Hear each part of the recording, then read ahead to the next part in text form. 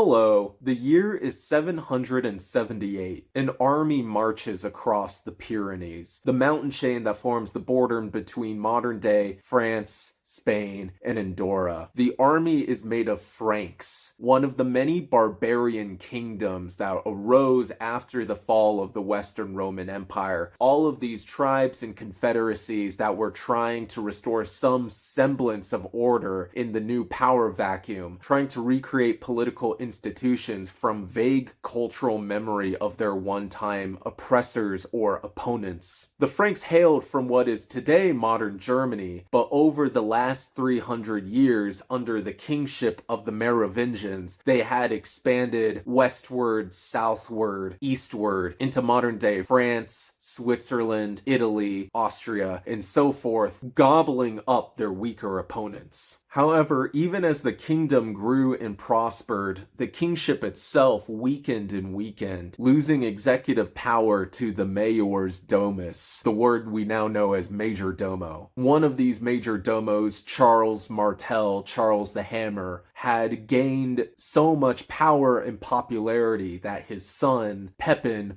was able to take the throne for himself in the next generation. And now Pepin's son, the son of a usurper, ruled this massive Frankish army as it crossed this mountain pass. His birth name was Carlon, in modern-day German, Karl der Grosse, in modern-day English and French, Charlemagne. 20 years after this, he would be crowned by the Pope as the Holy Roman Emperor, the first anointed emperor of Western Europe since the collapse of the Roman Empire. But for now, he was just another barbarian king. He had crossed into Spain in the first place for a short but somewhat unsuccessful campaign against the Andalusians, the Muslims who over the past 100 years had come up through Africa to conquer his rival barbarian kingdom, the Visigoths, and take 90% of the Iberian Peninsula for themselves. However, the Saxons were acting up again in what is now northeast Germany, so Carlon decided to call his campaign short and head home. So that's what brings us to this scene, following a massive army trudging across these snow-capped peaks, speaking a mix of Old German and Gallic-inflected vulgar Latin that would one day evolve into French, trying to make it home in one piece. However, before concluding his campaign, Carlon made what might now be considered a tactical mistake. On the way to and from his campaign, he trampled over the indigenous Basque people of northeast Spain. For all Carlon knew, they could be potential allies of the very Andalusians that he was trying to fight against. So he made sure to demilitarize them by force, tearing down the walls around their city, making sure that they were no threat. This only antagonized the neutral Basque. And so while Carlon's forces were crossing the Roncevaux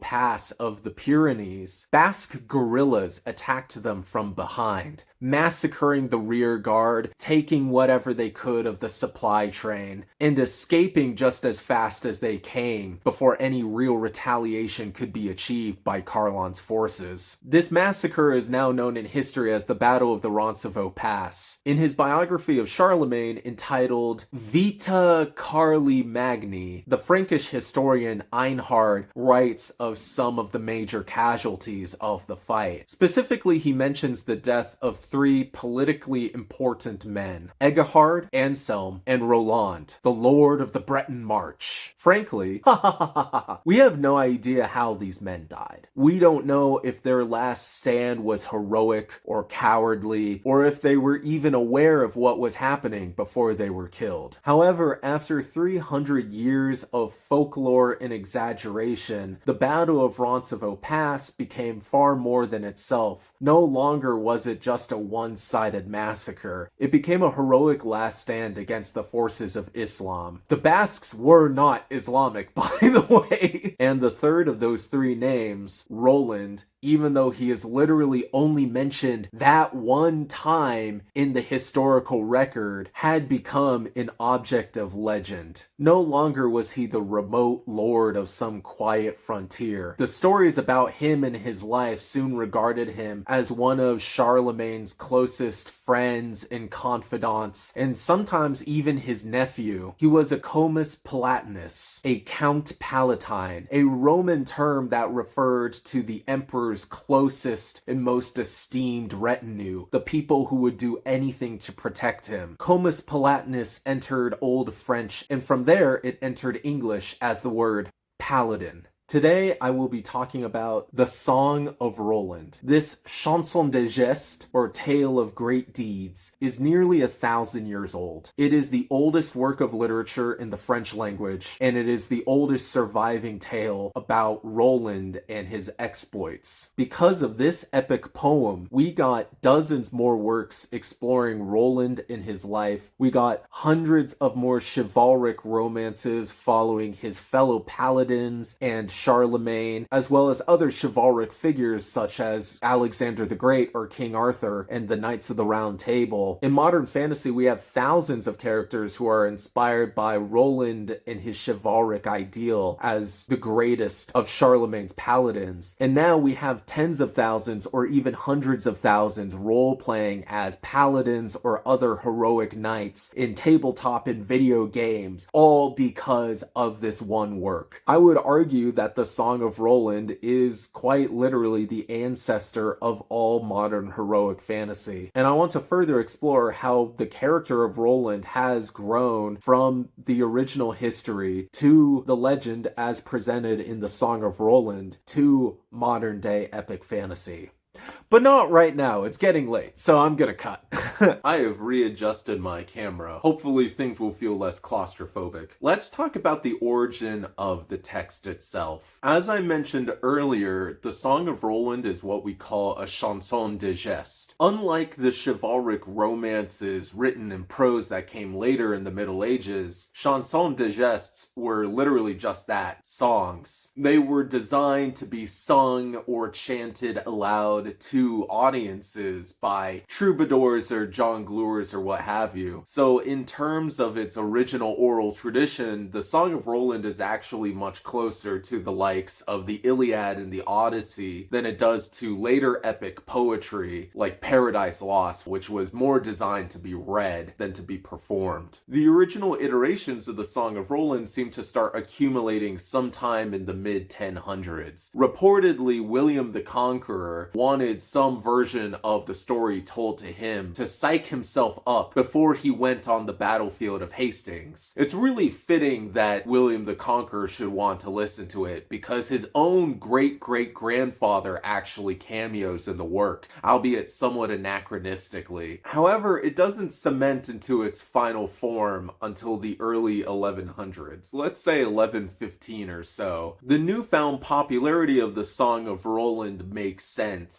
During and after the First Crusade, Europeans were looking to their literature, wanting to find other examples of Christians fighting against the Saracens, their generalized term for anyone who was Muslim. I'll want to talk further about Islamophobia and the portrayal of Muslims in this book shortly. Even though I really love this cover, the Robert Harrison translation from the 1970s, this isn't actually the version I read. I actually read the Penguin Classics edition, translated by Dorothy L. Sayers just a few months before she passed away in 1957. Dorothy L. Sayers was one of the early queens of crime fiction. She was a contemporary of Agatha Christie, and she just happened to have a side career making excellent translations of early epic poetry, most notably the Divine Comedy. The reason why I prefer this translation, this better captures the poeticism of the original poem. The Song of Roland is pretty short for an epic poem. It's only 4,000 lines or so, organized in roughly 390 stanzas. Each of the lines are exactly 10 syllables long, and importantly, they are assonanced. The final vowel sounds always rhyme, but not necessarily the rest of the syllable. Kind of think of the way Eminem rhymes heavy, spaghetti, ready. Those words technically don't rhyme, but the e is assonanced, so it sounds nice to the ear. Here's some of the opening lines, for example. Carlon the King, our Emperor Charlemagne, full 7 years long has been abroad in Spain. He's won the highlands as far as the main. No castle more can stand before his face. City nor wall is left for him to break, save Saragossa in its high mountain place. One of the biggest mysteries about this work is who wrote it. There's simultaneously proof that this was part of a larger oral tradition, as well as the copy that we have today being written by one man. The final line of this poem attributes this work to some homie named Teraldus. But the problem is, the verb in the Old French is so obscure that scholars even today don't quite know what it means. This poem, blankety blank, Teraldus. What does that mean? Does that mean it was written by him, recorded by him from some oral tradition? Was he the one who commissioned it? We don't know. Now let me get into the meat of my history section. Since I've already covered most of what we know about the historical Roland, I thought I would talk about the Andalusians, or the quote-unquote Saracens that are presented in this poem. The Song of Roland tells in its entirety the Battle of the Roncevaux Pass, but it historically claims that the Saracens were the villains, rather than, say, the Basque or Charlemagne's own diplomatic incompetence. The Saracens are presented as mustache-twirling villains. And what else would you expect from a medieval work? But what I find interesting is that the author of this work clearly doesn't really know anything about Muslims whatsoever. They are some big other, some other thing to be feared. And so the Saracens, as presented in this work, they all have French names. You know, there's nobody named Ahmed or Ali or anything. The primary antagonist of this work is the king of Saragossa named Massacre. This is an early portion where some of his advisors are named. The king of Marseille had ended the debate. He calls before him Clarin of Balagate, Estramarine and Eudropine his mate, and Garlon Longbeard, and Priamon he names, and Machinet and his uncle Mathey, Johann of Outremer and Malabane, and Blancandrin. These 10 make up the tale, 10 matchless villains to whom they say, Barons, my lords, get you to Charlemagne, who sits at siege, Cordova town to take. Since all the author knows about the Saracens are that they are not like us, they are portrayed as idolaters, allegedly worshipping the trinity of idols, Muhammad, Apollo, and the goddess Termagant. Let me tell you, if you know quite literally anything about Islam, they do not worship idols of Muhammad. I don't know what to tell you. But the name Termagant intrigues me. That name literally originated with the Song of Roland. It passed into European languages over time to just mean an evil woman, and then over time came to be an unpleasant woman, like a shrew or a nag. And today, the term Termagant just means some giant monster from Warhammer 40k. It's okay, I can name my monster after a 1,000-year-old Islamophobic goddess. It's public domain. So the fact that the Saracens in this story are barely recognizable to the Islam that we know really gave me a lot of food for thought. Is this much less racist that the author clearly doesn't have any cultural specificity for why he is hating on the Andalusians? Or is it far more racist? And let's be real, it's probably far more racist. But it really made me think about how generic evil forces are presented in historical media and in fantasy. In my mind, it's a similar situation to how the Huns were presented in Mulan, or how the Persians were portrayed in Frank Miller's 300 and the subsequent Zack Snyder film. It seems with enough historical time passing, storytellers are given the plausible deniability to make monsters and enemies out of people groups that are very real and still exist today. There has been a lot of conversation in fantasy spaces recently, especially in the Dungeons and Dragons community, about how orcs are portrayed. In The Lord of the Rings, they are sentient but permanently evil beings that exist for little more than to be hacked down by our heroes. Which, to be fair to him, Tolkien really regretted later in his life. He was actually in the middle of rewriting his entire legendarium to redeem the orcs in some way, to make it so that they too could be saved in accordance accordance to Tolkien's Catholic beliefs. But unfortunately, the fantasy authors that copied and recopied Tolkien saw Lord of the Rings and thought, wouldn't it be cool and heroic to mow people down? And so now I'm asking myself, is it ethical to have any sort of fantasy race who are unconditionally evil, who only exist to be mowed down by our heroes, whether that be orcs, or demons, or dark elves, or what have you? To be clear, I am not equipped or prepared to further litigate these questions that I am asking. I just want you to think about them going forward with other stuff that you read. But before I go back to the poem proper, I want to address the historical roots of the Islamophobia that is presented in this work. When I first started reading the Song of Roland, it seemed obvious to me why the author would substitute the opposing forces at the Battle of the Roncevaux Pass with Saracens rather than the Basque, and that was to form a literary mirror to the Battle of Tours. If you have played Age of Empires 2, the Conqueror's expansion, then you'll know what the Battle of Tours is. But if you haven't, I'll tell you what it is right now. In the year 732, which is to say about 45 years before the Battle of the Roncevaux Pass, Charlemagne's grandfather, Charles Martel, faced a force of Umayyad Caliphate troops at the border of the Frankish kingdom. Thanks to their heavily armored knights and clever tactics, they were able to soundly beat back the Umayyads. It would be an understatement to say that this battle went down in history. Over 1,200 years, a lot of historians, notably Edward Gibbons of the Decline and Fall of the Roman Empire fame, say that this is the moment that saved Christendom. If Charles Martel didn't defeat the Muslim forces at Tours, we would all be speaking Arabic today. As you can imagine, this battle is very popular with modern-day reactionaries who like to point at it as a historical justification for their own Islamophobia. If you watch any YouTube video about the battle, the comments will be filled with Deus Vult alt-right guys and Fox News boomers who always say things like, "Looks like we need a Charles Martel today to get rid of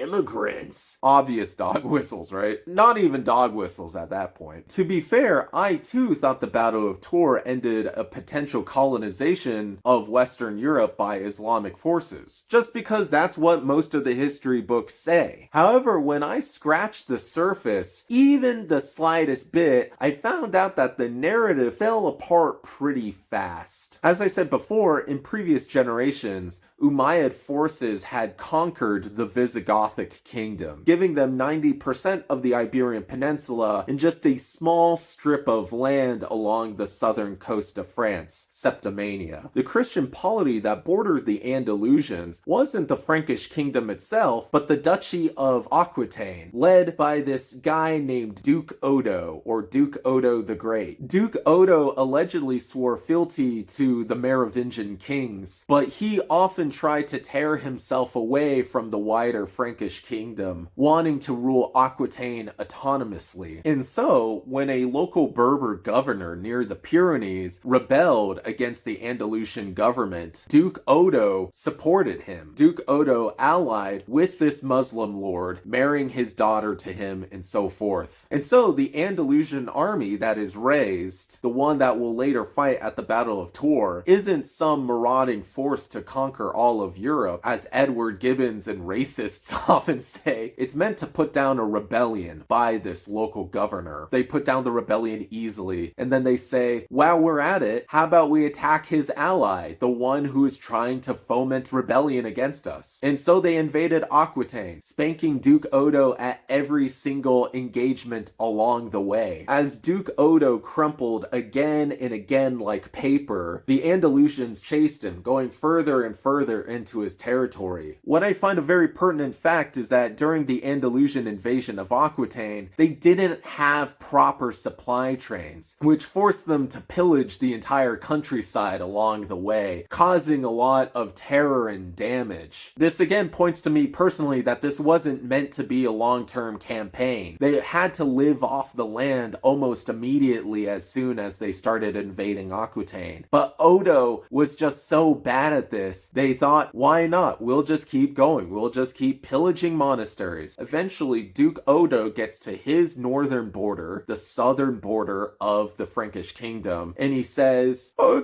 Charles Martel, can you please help me? Please, please, please, please." Another thing I want to point out, which again undermines that this was some big stand for the name of Christendom, is that up until that point, Charles Martel had also been attacking Duke Odo from the north. He had been attacking Odo for years because Aquitaine refused to submit to Frankish authority, and because Aquitaine aligned with a Muslim governor, which seemed to have offended Charles Martel. And so only after Duke Odo's begging and pleading did Charles Martel say, okay, fine.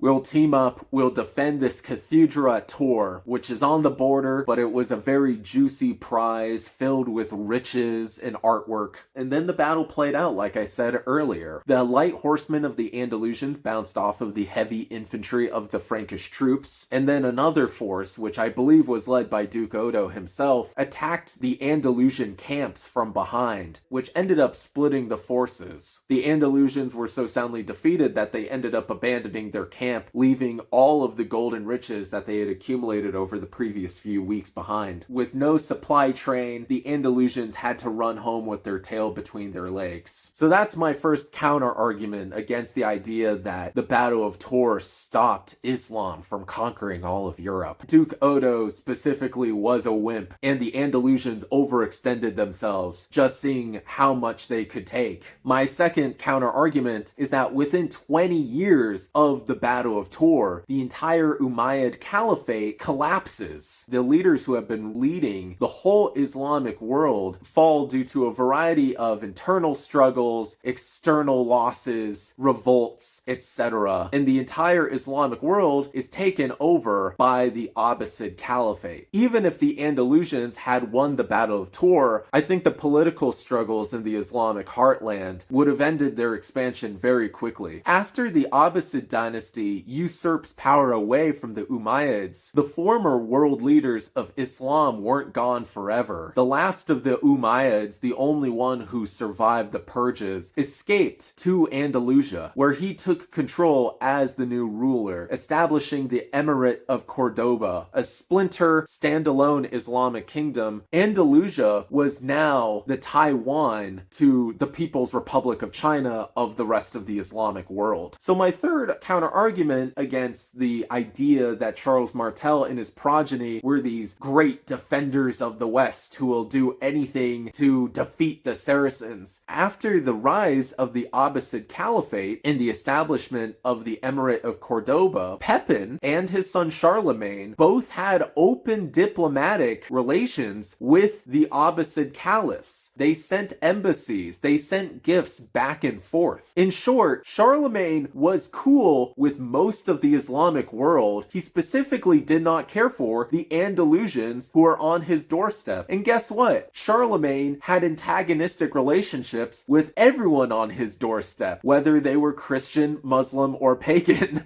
That's why he kept invading outward, kept conquering people. And so, in the year 778, or it might have been the year before, a couple of Andalusian governors came to his court and they said, we support the Abbasids. We support the new regime in the Islamic world. Can you help us overthrow the Emirate of Cordoba that are led by your grandfather's opponents, the Umayyads? To which Charlemagne, of course, replied, how can we help? So the deal was Charlemagne would go across the Pyrenees, given effectively for free some of the border towns by these rebel governors, and from there he can use that as a power base in order to attack the rest of Andalusia. However, once he actually went across the Pyrenees, he hit a snag at Saragossa. The governor there, even though he was allegedly one of the guys who was allied with Charlemagne, said, can we work out something where I get to keep the town and you go on your merry way? And Charlemagne said, no. Charlemagne, instead of attacking the Umayyads at Cordoba, which he was there to do, ended up sieging his own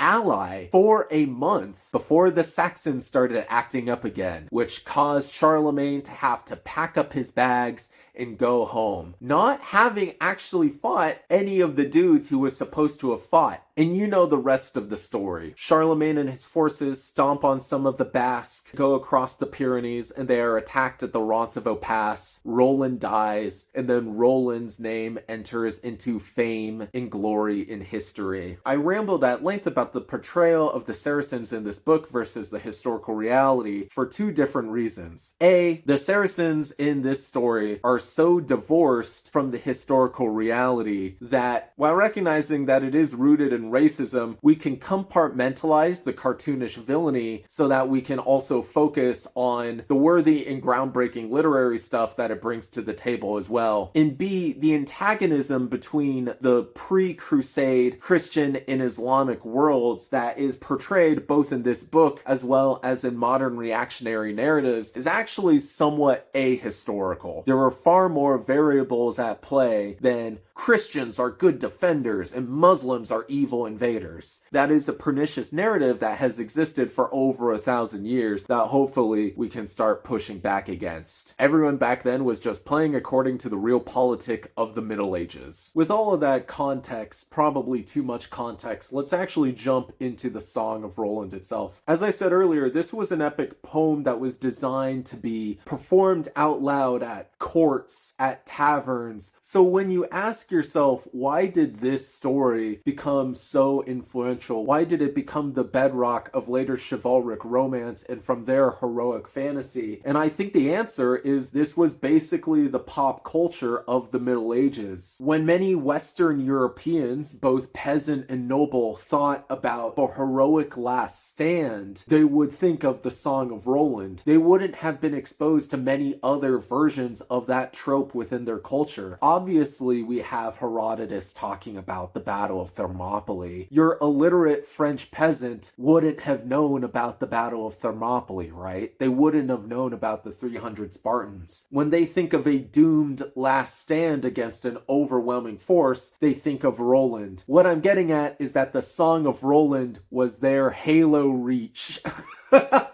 So what I'm going to do is I'm going to skim through the plot of this Song of Roland, focusing on the middle third, on the last stand at the Roncevaux Pass, and I want you to think about, where have I seen these tropes in modern media? When the story starts off, we are first introduced to the Saracens, who are led by King Marsilion of Saragossa. We are told that Charlemagne has been sieging Saragossa for 7 years, and now the defendants are tired. They want to surrender and sign a peace treaty. Notice from the start that the 1 month that King Carlon sieged Saragossa in real life has already been exaggerated to 7 years. The Saracens, as led by King Marsilion, sue for peace. They send a messenger to Charlemagne's battle camp. And here we meet our main four characters. We have Roland. Roland is a heroic himbo. He is single-mindedly obsessed with honor and valor and whatnot. He loves winning battles and winning lands, but not for his own glory, all for the glory of his King Charlemagne, the King of the French. This poem, again, the first work of French literature, will refer to Charlemagne and everyone in the army as French. Ah, these heroic French knights. Keep in mind that when these events took place, there was no France. All we had was the Frankish kingdom, even though that's a cognate with the modern word France, was mostly German. Less than 100 years after Charlemagne died, his grandson split his kingdom into thirds. West Francia, Middle Francia, and Eastern Francia, quite literally. Western Francia would transform into the polity that we today call France, while the Middle and Eastern kingdoms will eventually combine into a second Holy Roman Empire, forming the basis of modern-day Germany. And so, among everything else, we can view the Song of Roland as an early nation-building exercise. The modern-day Roland would have lived near Brittany, so I guess we can straight up call him French. I don't blame the French writer or writers writers of the Song of Roland for wanting to claim that Charlemagne was a French king for the sake of their own nationalism and patriotism when he really wasn't. After all, don't we say that George Washington was a full-blooded American when, in all actuality, he was just one of many citizens of the British Empire? Going back to the characters, we also meet Roland's best friend and fellow paladin, Oliver. Oliver is the foil to Roland. He has a good head on his shoulders, while Roland is far more foolhardy and brave. What's so interesting about reading the Song of Roland is that, for the most part, it predates medieval notions of chivalric, courtly love. We know that Roland has a girlfriend, a betrothed, but she is offhandedly mentioned like twice in the entire book, and she only shows up briefly at the end to ask, "Where is my boyfriend Roland?" To which she has to get the awful news. Besides her and Marsilian's queen and the goddess Termagant, there is literally no appearance or reference to women whatsoever in this entire story. I'm saying all of that to say that Roland and Oliver are eminently shippable. The 11th century Fujoshi must have gone wild for them. That's all I'm saying. That's a thread I want to keep track of when I read further books about Roland and Oliver. There are 10 other paladins besides the two of them. There's always 12 paladins, but every single work about Roland and Oliver has a different set of paladins besides the two of them. So most of the other paladins are pretty anonymous in all of these different stories and legends, which is why I think today they aren't nearly as iconic as the Knights of the Round Table, which has a pretty wide roster of recognizable characters. The two of them report directly to the King of the French, Charlemagne, who has already achieved this mythic status. He is described as being 200 years old, this ancient, eternally wise king who can still kick ass in battle. He has long gray hair, a flowing beard, sort of an equal combination of Merlin and King Arthur. He is often demonstrated to be kind and empathetic. He is someone who will always listen to his subordinates and go along with what they want, rather than ruling with an iron but fair fist, which has led to Charlemagne being interpreted differently throughout different periods in history. Sometimes he's interpreted as being a very weak king, but by now the pendulum has swung back and he seems a very empathetic character. He is someone who will weep openly and weep frequently. He sincerely cares about Roland and he sincerely cares about his soldiers. Finally, we are introduced to Gamelon. Roland is said to be Charlemagne's nephew, while Gamelon is Roland's selfish and evil stepfather. So now that we are at the French camp, the Saracen messenger comes along and says, "Hey, we're tired. We are willing to surrender. Would one of your guys mind coming back to Saragossa in order to figure out the peace agreement?" Roland is against this. He wants to solve everything by murder.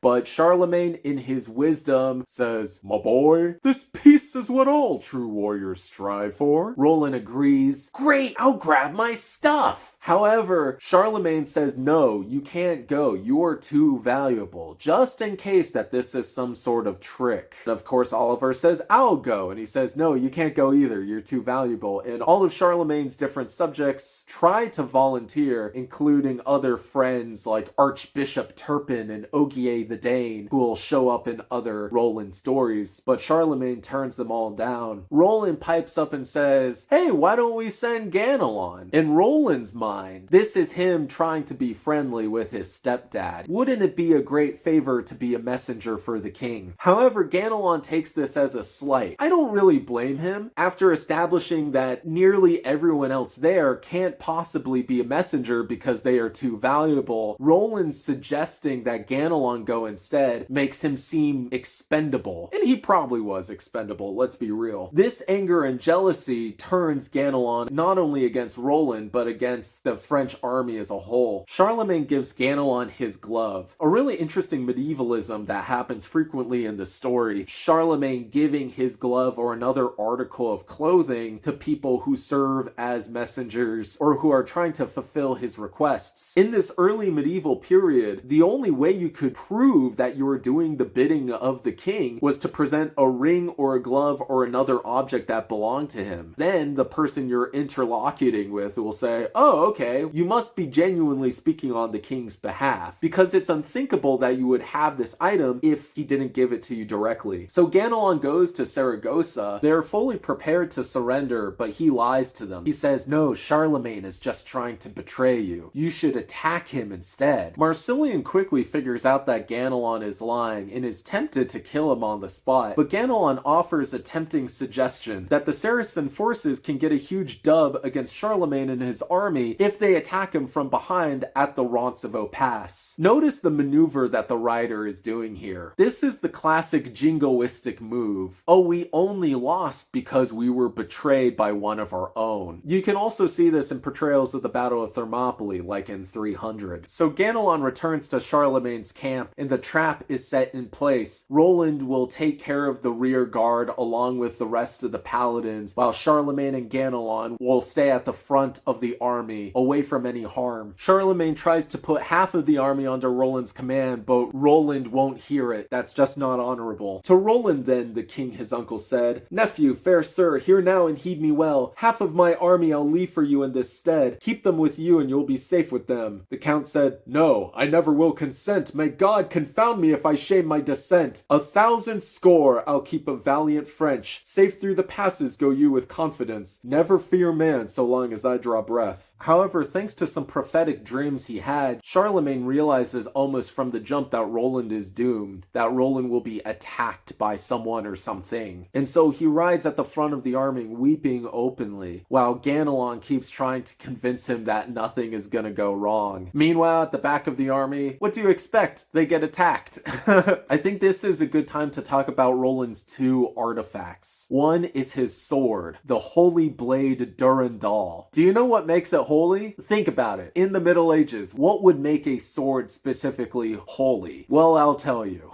The sword is imbued with relics. I know people know the word relic today to mean like a holy or ancient thing, but in the Middle Ages, relics were, for the most part, just the body parts of saints. Roland's sword Durandal is holy explicitly because it has the teeth and blood and hair of various saints baked into the hilt. That is the most gnarly and metal thing I have ever heard. My sword is +5 against demons because it's filled with teeth. Roland's other artifact is his horn, Oliphant. It's called Oliphant because, surprise, surprise, it's made out of elephant tusk. This horn, which can call for aid at any time, but Roland refuses to blow unless he is truly, truly desperate, is just one part of the Roland tapestry that comes down to us in various characters that we have today. I'll talk about that later. So from the start, when the Saracen starts showing up, Oliver knows that they are screwed. He begs Roland immediately to blow his Oliphant so that they can get help, but Roland refuses. It would be dishonorable to bring the king in to endanger him so early in the conflict, when the very job of the rearguard is to protect the army with all of your might. This stanza opens with Oliver talking. Companion Roland, your Oliphant now sound. King Charles will hear and turn his armies round. He'll succor us with all his kingly power. Roland replies, may God never allow that I should cast dishonor on my house, or on fair France bring any ill renown. Rather will I with Durandal strike out, with this good sword here on my baldric bound. From point to hilt you'll see the blood run down. Woe worth the Paynims that ere they made this rout. I pledge my faith will smite them dead on the ground. From there is a huge battle sequence. Roland cuts a motherfucker in half.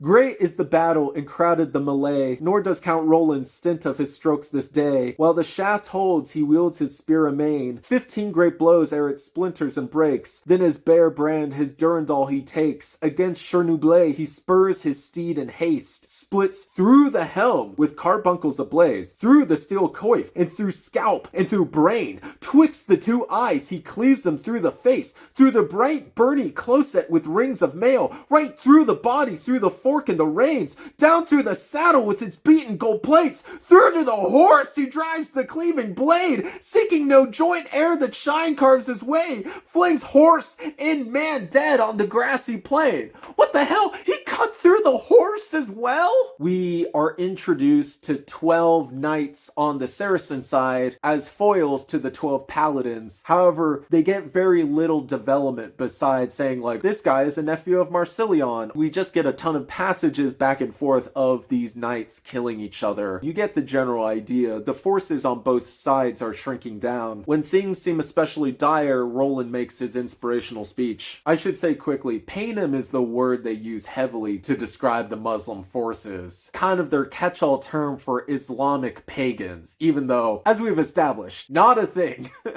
Not how Islam works. They don't worship idols. Now can the French count up the Paynim might. They see it filling the plains from side to side. They urge on Roland and Oliver likewise, and the 12 peers to flee for all their lives, to whom straightway the prelate speaks his mind. Barons, my lords, these shameful thoughts put by. By God I charge you, hold fast and do not fly, lest brave men sing ill songs in your despite. Better it were to perish in the fight. Soon, very soon, we are all marked to die. None of us here will see tomorrow's light. One thing there I promise you outright, to you stand open the gates of paradise, where with the holy sweet innocents to bide. His words so fill them with courage and delight. There is none among them but shouts, Montjoy! On high. They do some more fighting. Things get even more dire. Finally, when things truly look hopeless, Roland agrees to blow his horn. Oliver is pissed with him. Rightly so, frankly. He says in multiple stanzas in a row, I told you so. Maybe we would have survived if you had just called for help from the start. But if he called for help, then they wouldn't have written an epic poem about him, would they? Quoth Roland, why so angry with me, friend? And he, companion, you got us in this mess. There is wise valor and there is recklessness. Prudence is worth more than foolhardiness. Through your o'erweening, you have destroyed the French. Ne'er shall we do service to Charles again, had you but given some heed to what I said. My lord had come and the battle had gone well, and King Marseille had been captured or dead. Your prowess, Roland, is a curse on our heads. No more from us will Charlemagne have help, like those till doomsday shall not be seen of men. Now you will die, and fair France shall be shent. Our loyal friendship is here brought to an end. A bitter parting we'll have ere the sun set.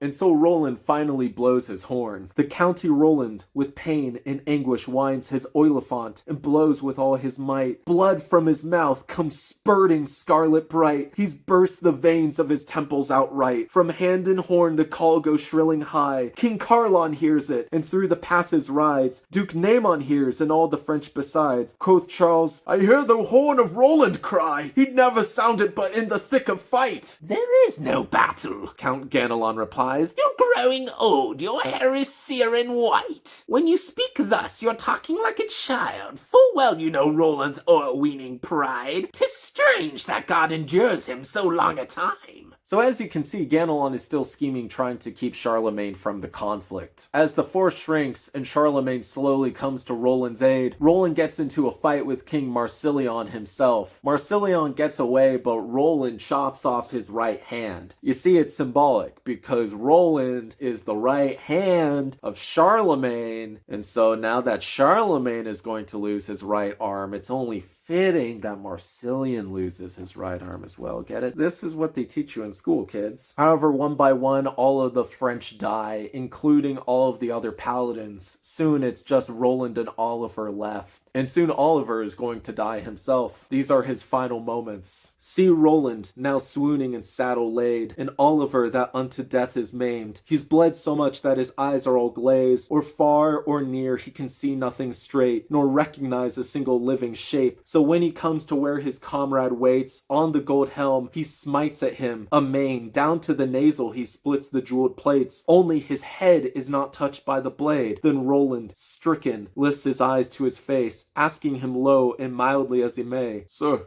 my companion, did you mean it that way? Look, I am Roland that loved you all my days. You never sent me challenge or battle gage. Quoth Oliver, I cannot see you plain. I know your voice, may God see you and save, and I have struck you. Pardon it me, I pray. Roland replies, I have taken no scathe. I pardon you, myself and in God's name. Then each to other bows courteous in his place. With such great love thus is their parting made. Oliver feels the coming pangs of death. Both of his eyes are turning in his head. Now he is blind, wholly, and wholly deaf. He lights from horse and to his knees he gets, and makes confession aloud, and beats his breast. Then claps his hands and lifts them up to heaven. In paradise he prays God give him rest. And France the fair and Carlin praise him bless. And his companion Roland above all men. His heartstrings crack. He stoops his knightly helm, and sinks to earth, and lies there all his length. Dead is the count, his days have reached their end. The valiant Roland weeps for him and laments. No man on earth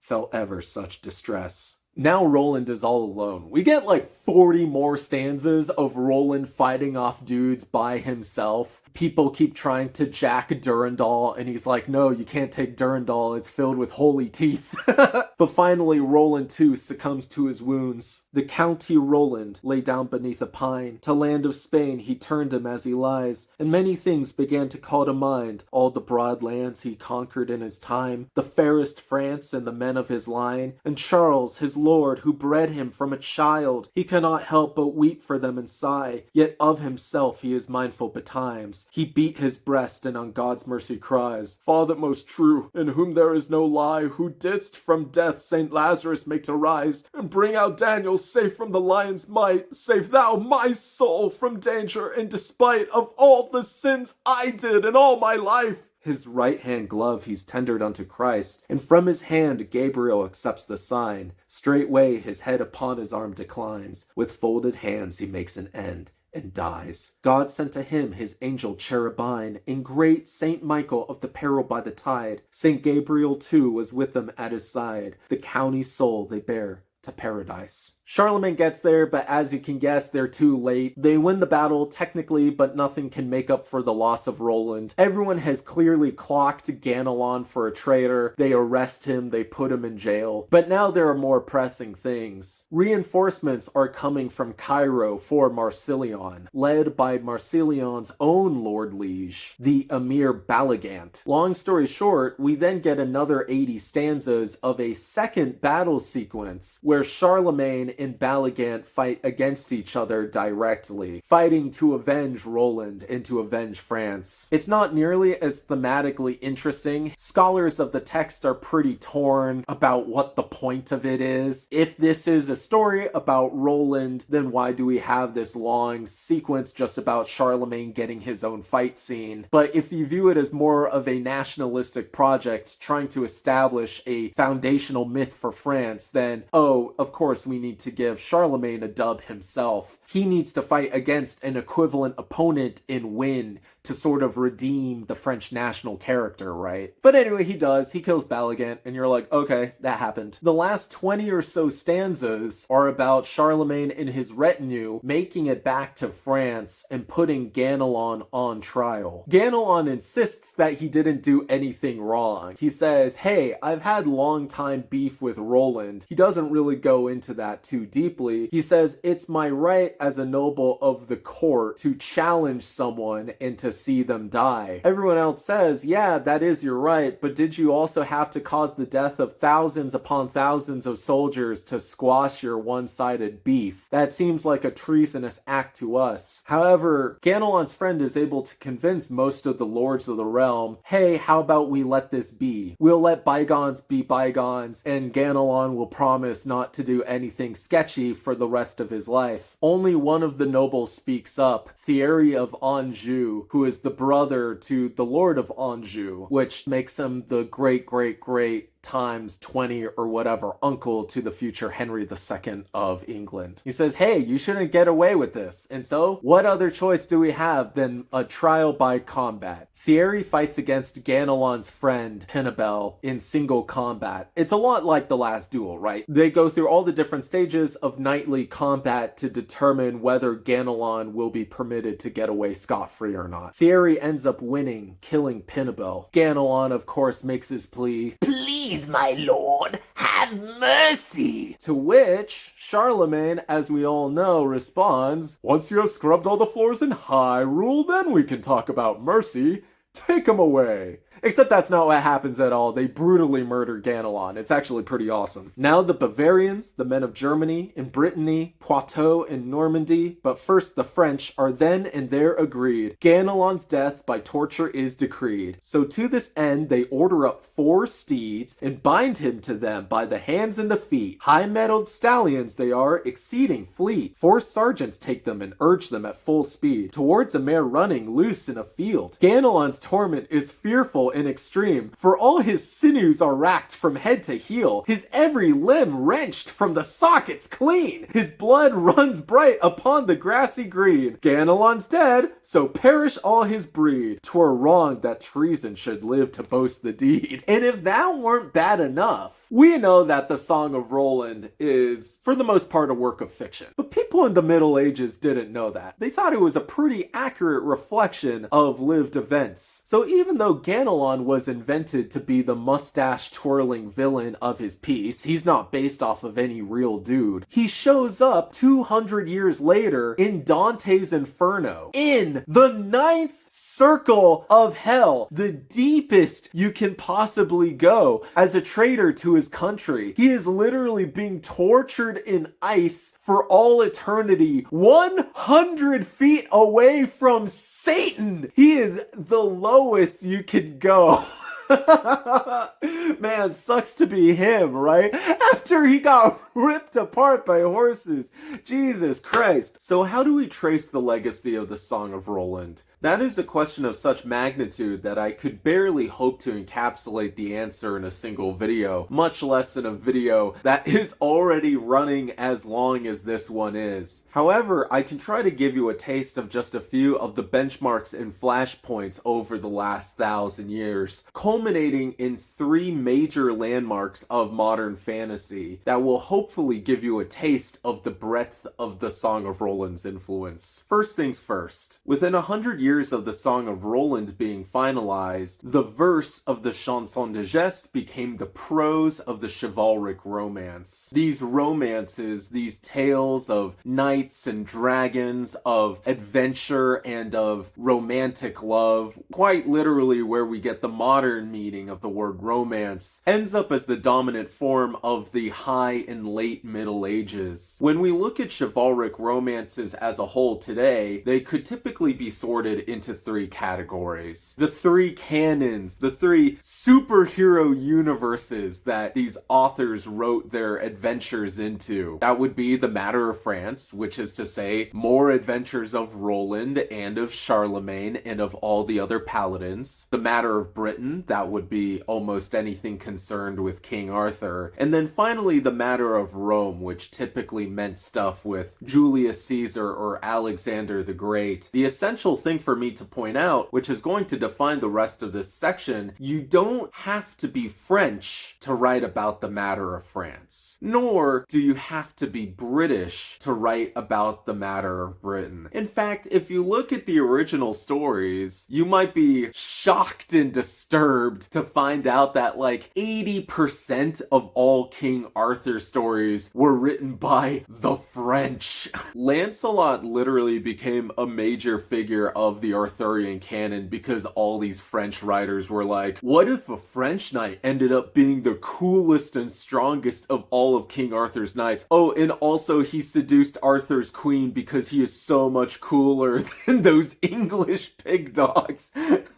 What this also means, on the other hand, that stories of Roland were by no means exclusive to France. In fact, one of the biggest compendiums we have today of the Matter of France and of Roland's lore, so to speak, comes from the 13th century Carla Magnus saga, which was a translation of the entire Matter of France into Old Norse for the entertainment of King Haakon V. This means that, bizarrely enough, the stories of Roland are huge in Northern Europe, even to this day. Right now on YouTube, you can look up footage of Faroese Islanders doing ancient call and response dances in commemoration of the Battle of the Roncevaux Pass, just as their ancestors had been doing for hundreds and hundreds of years. Similarly, there is a popular Norwegian Norwegian folk song called the Rolands, or the Song of Roland. It's fascinating to look at the lyrics of this song to see just how much has changed from the original story through the 1,000-year-old game of telephone, and yet how much has remained the same. Roland no longer wields Durandal. He wields a similarly named sword that now translates to Dwarf Slayer.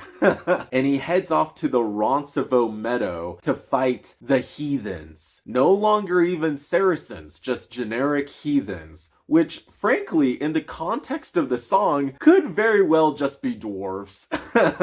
While the song more or less follows the main beats of the story, one detail the Norwegians added that I cannot help but to mention, they claim that when Roland finally blows his horn, blows Oliphant, he blows so hard that his eyeballs pop right out of his skull. Like, oh my god. But that's to the north. In the south, Italians also fell in love with the legends of Roland, or as they called him, Orlando. Most notably, during the Italian Renaissance, a poet named Matteo Maria Boiardo wrote, Orlando enamoranto, Orlando enamored, Orlando in love. Despite this being regarded as one of the great poems of Italian literature at the time, he died leaving it incomplete. A generation later, another Italian poet, Ludovico Ariosto, wrote a continuation / sequel to Orlando Enamoranto called Orlando Furioso, The Frenzy of Orlando. These two works were prequels to the Song of Roland. They were about a young Roland falling in love with princesses, fighting the Saracens for the first time, and so forth. They also notably included a lot more fantastic elements, to the point where I can pretty comfortably call Orlando Furioso the foundational work of Italian fantasy. Orlando Furioso, in turn, directly inspires the first modern novel, Don Quixote, Miguel de Cervantes' masterwork about an elderly Spanish nobleman who reads so much of the Song of Roland and Orlando Furioso that it literally drives him insane, and he wants to be just like Roland, tilting at windmills because he thinks they're giants. Don Quixote, by removing the fantasy and romanticism of the chivalric romance and replacing it with psychological realism, created the template that all modern novels follow today. Without the Song of Roland, our modern literary landscape might look pretty different. While Orlando Furioso is kind of considered the literary pinnacle of the matter of France, meanwhile in England, Sir Thomas Malory compiled all of the different French and Welsh versions of King Arthur into the definitive English language version of the Matter of Britain, called Le Morte d'Arthur. Le Morte d'Arthur would have been written in late Middle English. Pretty annoying to read on the page, but you can kind of understand it if you read it out loud, sort of like the Canterbury Tales. Le Morte d'Arthur, in addition to Orlando Furioso, end up being the two primary inspirations for the first major work of fantasy in modern English, Edmund Spenser's The Faerie Queene. Edmund Spenser's work didn't just end up being a major influence for his contemporary William Shakespeare, but it ended up being one of the major works that has been repeatedly cited by William Morris, J.R.R. Tolkien, C.S. Lewis as a major work that got them to fall in love with fantasy. Before I go further into the development of modern fantasy as typified by Morris, Lewis, and Tolkien,